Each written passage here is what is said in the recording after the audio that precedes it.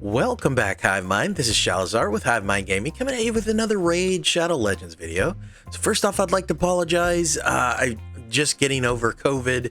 It's been kicking my butt. My voice is finally starting to come back, so get back into the swing of things here. But the first thing we want to go over is update 5.20. It is coming out in just a few hours. So first thing we want to talk about is the Tavern Updates. So the Tavern improvements are the improvements that I was looking forward to the most. The new show upgrade only filter will hide champions who are ineligible for a specific upgrade. So there's going to be several different types. There's going to be the upgrade level tab, which will only show champions who haven't reached max level. There's the upgrade rank, which will just do the opposite. It will only show champions that have max level and need to be fed champions to them. Then there's the upgrade skills, which would hide everyone that has their skills already upgraded. And then there's the ascend, which will hide all the champions that are already maxed ascended. So just don't forget to click off your filter, because if you need to see the other champs while feeding stuff, things like that, then you'll need to click off your filter to be able to see that. And I'm just so looking forward to the brews. The brews are going to be set up into stacks. So you've got your 4 brews, your blue, green, red, and purple. Instead of them being all separated and you have to click on them individually, up to 6, and then feed them, and then do 6 more and feed them. It's a slider. It's gonna be a slider. You click the stack and then you slide how many you want to spend, and then if you want to max it out, go all the way to the end. It maxes it out to the level that they're at. So if they're 4-star, it will only spend as many brews as it takes to get them to level 40. Fantastic.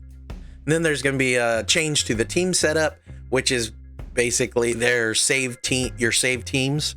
They're going to separate it into 5 different categories. So you're going to have Hydra battles as their own set, PvP as their own set, Doom Tower as their own set, now Faction Wars as their own set, and then the General, which is going to be Campaign, Dungeon, and Demon Lord. And then the cool part is they're taking it from 10 save spots to 15. So that's a good thing. Classic Arena, they're making a change to that. They're adding more players to Platinum. So only 300 players can be in Platinum right now. Well, it's going to increase to 500 players. And then on top of that, they're adding a 5th gold tier. So gold 5. And so it's going to be the next tier in gold, and that's going to add a whole new level of competition, I believe. So, which is good. That's a good thing. Now they just need to fix their pairing. But either way, so that's probably a good thing as well. So their promise to focus on PvP this year, I guess we're starting. So there we go.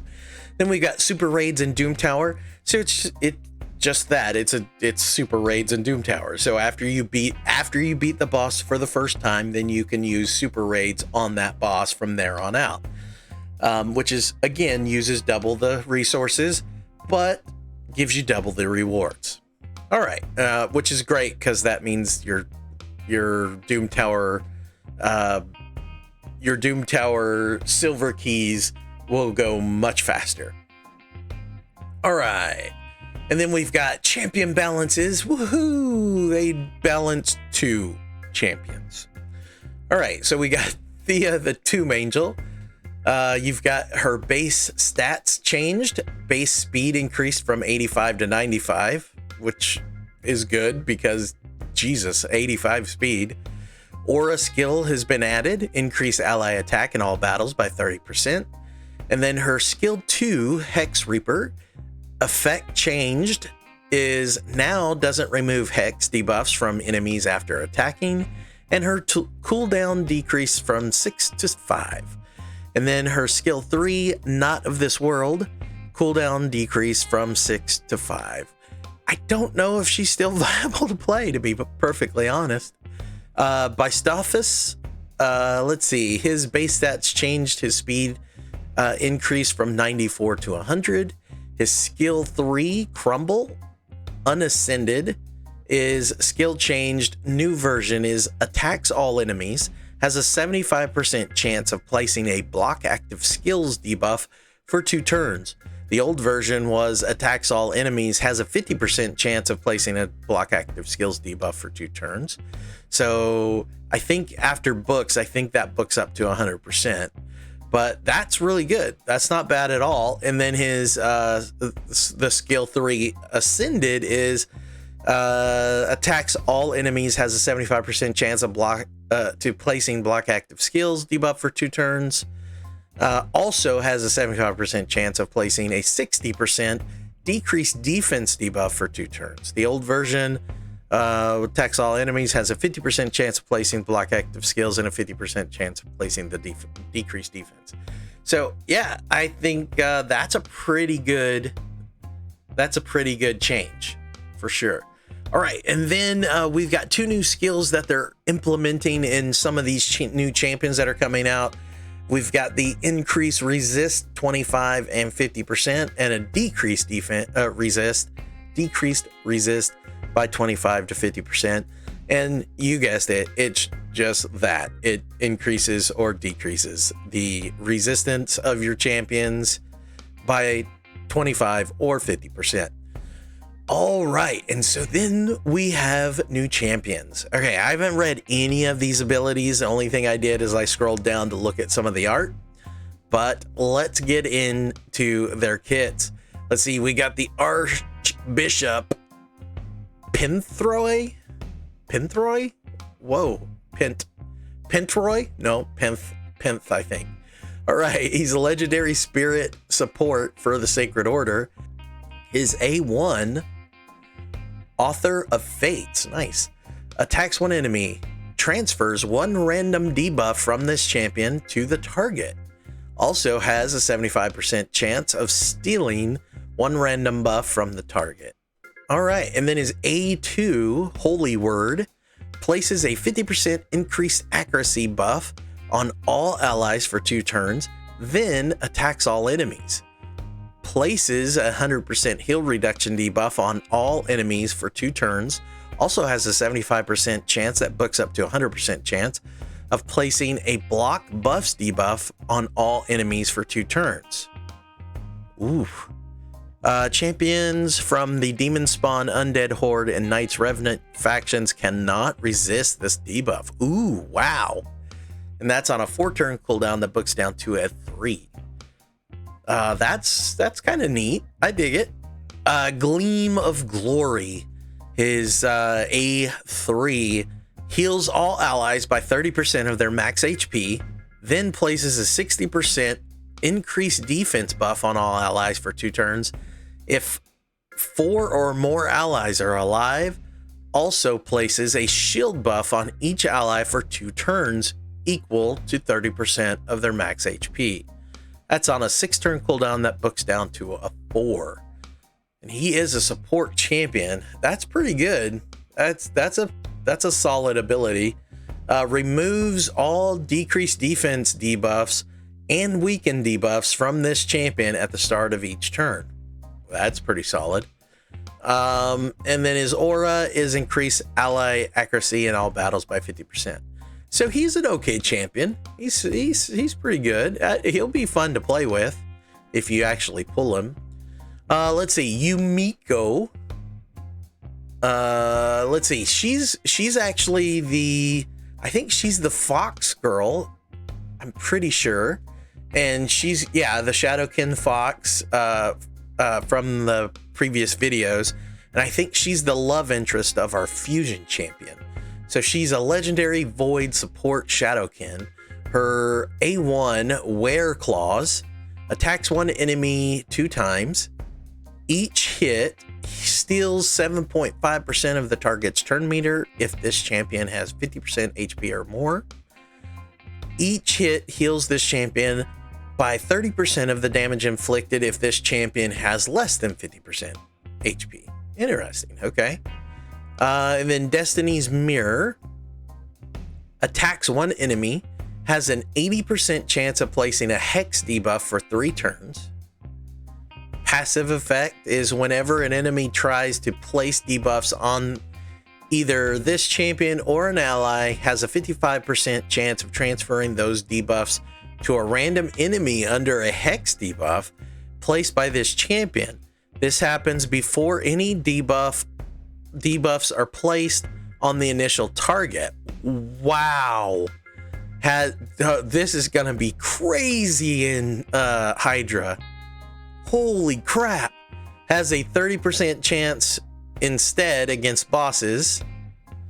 Whenever someone fills the turn meter of an enemy under a hex debuff placed by this champion's turn meter will be filled instead. Only available when Karato Fox Hunter is on the same team, which is our fusion. All right, and that's on a 3-turn cooldown and that's on a 4-turn cooldown that books down to a 3. All right, then we've got the Dance of Time, which is going to be the A3, decreases the cooldowns of all ally skills by 3 turns and increases the cooldowns of all enemy skills. Wow. By 3 turns. Will not decrease the cooldowns of this champion's skills. Wow. Another Prince Kaimar-esque champion. Oh, wow. That's pretty solid. And that's on a 7-turn cooldown that books down to 5. Holy crap. And her books aren't ridiculous. It's only 10 books. That is a freaking good champion, guys. All right, and then her passive, Deep Cover, places a perfect veil buff on this champion for 2 turns at the start of each round. This champion is immune to all debuffs if they are under a veil or perfect veil buff. Wow. Whenever a veil or a perfect veil buff is placed on an enemy, has a 75% chance of stealing the buff. This happens before the buff is placed on the initial target, only available when Karato Fox Hunter is on the same team. Wow. That's pretty solid. That's a pretty cool ability for the lover's ability, for the couple ability. That is really solid. Increases ally accuracy in all battles by 60. She's solid, guys. She is solid. All right, Borugar the Elder, legendary force HP dwarves. His A1 antique staff attacks one enemy, has a 50% chance that books up to a 65% chance of placing a 60% increased defense buff for 1 turn on the ally with the lowest HP. Will not be placed on this champion, has a 100% chance instead if this attack is critical. All right, Souls of Old Stone is A2, removes 1 random debuff from all allies, then places a shield buff on all allies for 2 turns equal to 20% of this champion's max HP, which being an HP champ should be pretty high. It's on a 4-turn cooldown that books down to a 3-turn, and then his books get bigger shields. Nice. And then his Rune of Energy places a 50% increased resist buff and a 30% increased speed buff on all allies for 2 turns. That's on a 6-turn cooldown that books down to a 4. Interesting. And then there's Borugar's Blazon. His passive, allies receive 10% less damage from champions whose resistance is lower than or equal to theirs. Oh, wow. Interesting. So high resistant. Oh, wow. Arena defense teams are just got stronger with this guy. Holy crap. All right, increases ally resist in all battles by 50. All right, then we get to our first epic, Sir Artemage, I think, yeah. Epic Force Attack Bannerlords. Nobleman's Mace attacks one enemy 2 times. The first hit has a 40% chance. That books up to a 50% chance of placing a 60% decreased defense debuff for 2 turns. The second hit has a 40% that books up to 50% chance of placing a 30% decreased speed debuff for 2 turns. Being an epic, I don't like those percentages. It should be higher, I believe. Ring Shrew removes all debuffs from this champion, then attacks all enemies. It's on a 4-turn cooldown. The book's down to a 3. And then Unshakable Valor attacks one enemy, will ignore 30% of the target's defense, places a 50% increased attack buff and a 30% increased crit damage buff on this champion for 2 turns. If the attack kills an enemy, these buffs cannot be removed. I like the cannot be removed, but I don't know. I would have to see this guy played probably. I don't know. Aura increases ally speed in arena battles by 20%. All right, then we got Thoresque. Looks like Epic Force Attack Dark Elf. Dual Debility. Attacks one enemy 2 times. Each hit has a 25% chance, which books up to 45% chance of it increasing the duration of a random debuff by 1 turn. Okay, that's not bad.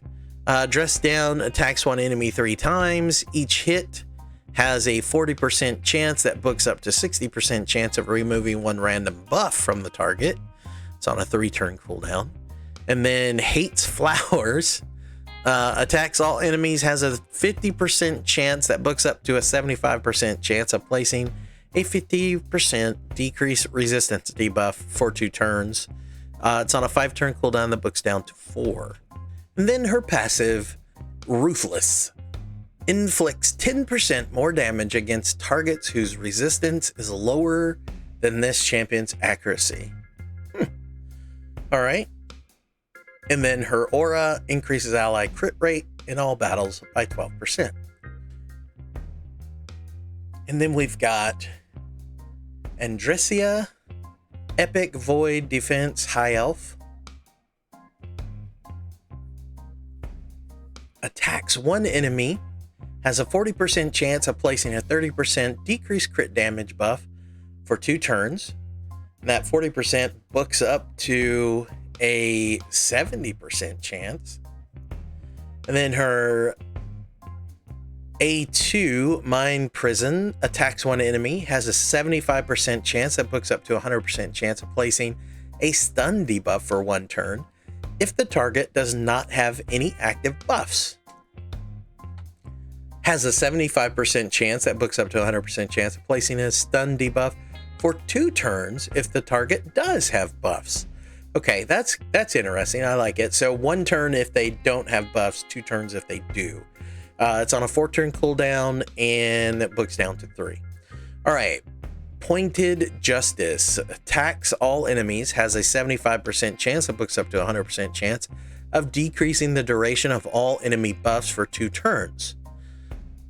Increases the duration of all increased defense buffs on allies for 1 turn. That's on a 4-turn cooldown, the book's down to a 3. Okay, she's solid. Well, she is a void. Because I was about to say, these other 2 are kind of meh. But she's freaking solid. Heartstrong passive. At the start of each turn, places a 50% ally protection buff for 2 turns on the ally with the lowest max HP. Will not be placed on this champion. Holy crap. Also places a 25% strengthen buff and a 60% increased defense buff on this champion for 2 turns. And that's on a 5-turn cooldown for the strengthen and decreased or increased defense. That she's solid, man. She's good. All right, then we get to our fusion champ, Karato Fox Hunter. It's a legendary spirit attack Shadowkin. 3 visitations. Just 3, no more. Attacks one enemy 3 times. Each hit has a 20% chance of placing a 25% weaken debuff for 2 turns. And that 20% goes up to 40%. That's pretty lame for a legendary, but I guess it happens on each hit. So there's a 40% chance, or sorry, it's only a 30% chance for each hit. Odds are you're probably going to land it, but that's pretty dumb. All right, attacks one enemy, places a stun debuff for 2 turns, grants an extra turn, and resets the cooldown of this skill if Yumiko is on the same team and this skill kills an enemy. On a 4-turn cooldown, books down to 3. Okay, first off, it's an attacks one enemy is stuns for 2 turns. 2-turn stun is crazy good. Crazy good. And then if Yumiko is on the team and it actually kills someone, then you get an extra turn and it resets that skill. Interesting. I'm okay with that. I mean, a lot of stuff has to happen for the extra turn and the reset to happen, but I'm okay with that. I'm okay with that buddy skill. Let's see. And then the A3 Suppression Ward attacks all enemies, has an 80% chance, it books up to 100% chance of placing a block active skills debuff for 2 turns. This debuff cannot be resisted if Yumiko is on the same team. Wow, that's pretty solid. That's a really good buddy team or buddy ability. All right, and then Stoicism, his passive, damage inflicted by this champion cannot be decreased by enemy passive skills or masteries, except by the passive skill of bosses. Holy crap. Damage inflicted by this champion cannot be increased by either this champion's masteries or ally passive skills. Whenever Yumiko dies, instantly grants a turn to this champion and resets the cooldowns of each of this champion's skills. Holy crap, this dude, wow. This dude's actually pretty good. I mean, he's obviously awesome with Yumiko, but I think he's going to be pretty solid. He's going to be solid. That passive alone is pretty good, is going to be really good in arena as a nuker, a single target nuker. All right, and then we've got the aura, increase ally crit rate in all battles by 20%. All right, and then we've got the epic that you're going to need to get 4 copies of. Filja, epic magic attack dwarf. Elder's Judgment is her A1, attacks one enemy 2 times, decreases the target's max HP by 10% of the damage inflicted. Wow, a max HP on the A1. Cannot decrease a single enemy's max HP by more than 50%. Crushing Eternity attacks one enemy, has a 75% chance, it books up to a 100% chance of fully depleting the target's turn meter. 5-turn cooldown, books down to a 4. Jesus, this is an epic version of Armiger. Righteous Evocation attacks all enemies, fills this champion's turn meter by 15%, and heals them by 15% of the damage inflicted if this attack is critical. And that's on a 4-turn cooldown that books down to a 3. And then her passive, Boon Chant. If this champion has 2 or fewer buffs on at the start of the turn, places a 50% increased attack buff and a 30% increased crit damage buff on this champion for 1 turn. Yeah, she's probably pretty solid, actually. Yeah, that's probably going to be a good champion. So if you're not going to go for the fusion, she's probably going to be worth at least getting a copy of. All right, Cage Bound, which is probably what you're going to have to get for, oh yeah, there's 4 of them. So you're probably going to have to get 4 different copies of each one of these rares to fuse her, and then you've got to do it 4 times to fuse him. You got Cage Bound, which is a rare void defense lizard. Let's see, Twisted Spike attacks one enemy, places a shield buff on this champion for 1 turn equal to 10% of the max HP. Okay, interesting. Sword Break Cage attacks all enemies, has a 75% chance that books up to 100% chance of placing a 25% decrease attack debuff for 2 turns. It's on a 4-turn cooldown, books down to 3. And then you're Bound to Serve. The basic is places a 25% ally protection buff on all allies except this champion for 2 turns. And then the Ascended is also places a 15% continuous heal buff on this champion for 2 turns. It's on a 5-turn cooldown, books down to a 3.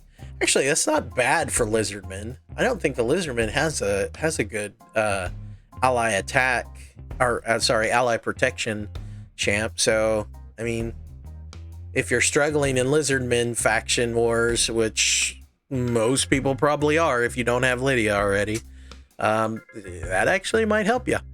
All right, then we got a rare spirit support high elf, dual scalpel, attack one enemy 2 times. Okay, and then restraints for the A2 attacks all enemies, has a 50% chance that books up to a 70% chance of placing a 15% decreased speed debuff for 2 turns. It's on a 4-turn cooldown, books down to a 3. And then lastly, her stimulant elixir basic places a 30% increase defense buff on all allies for 2 turns. The Ascended also places a 15% decreased speed buff on this champion for 2 turns. That's on a 6-turn cooldown that books down to a 3. Yeah, I don't know. Then you got the Spymaster. Oh, he looks cool. Rare Force HP Bannerlords. Spymaster's Blade attacks one enemy, has a 40% chance that books up to a 60% chance, looks like, of decreasing the duration of 2 random buffs on the target by 1 turn. Directed Sabotage attacks all enemies, has a 50% chance of placing a block buffs debuff for 2 turns. And that's on a 5-turn cooldown that books down to a 4. Actually, that's not bad. It's a AoE. Well, it's a 60% chance of block buffs. Not great. Cloak and Dagger places a counter attack buff on this champion for 2 turns. Ascended also has a 75% chance that books up to a 100% chance of placing a provoke debuff for 1 turn on 2 random enemies. It's on a 6-turn cooldown that books down to a 5. Let's see. Then you got Trugor, rare magic attack Barbarian. His A1 attacks one enemy, places a 25% increase attack buff on this champion for 2 turns if this attack is critical. Manacle Chopping, the A2, attacks one enemy 2 times. Each hit has a 20% chance that books up to a 30% chance of placing a stun debuff for 1 turn. It's on a 4-turn cooldown, books down to a 3. And then Leave Them Gutted attacks all enemies, has a 30% chance that books up to a 40% chance of increasing the cooldown of all of each target skills by 2 turns. That's actually not a horrible ability. but it's only 40% chance fully booked, and that's on a 5-turn cooldown, books down to 4. He's okay. I don't know about the Spymaster or Medicus. I don't think I mentioned her name. Cagebound is probably going to be helpful to you people who need help in Lizard faction wars. But all in all, I don't know. The rares aren't so great. She looks really good. The fusion looks pretty good. I think he's definitely going to be better than the last few, I think. Yeah, and then there's some pretty solid champs, of course, that have nothing to do with the fusion, and then some pretty cool updates. So let me know in the comments what you guys think about this new update and all of the new champions coming out, and whether or not you're going after the fusion. But that's pretty much it for this video. So if you like what you've seen and you want to see more, hit the like button and join the Hive by hitting the subscribe button. We'll see you all next time. Bye-bye.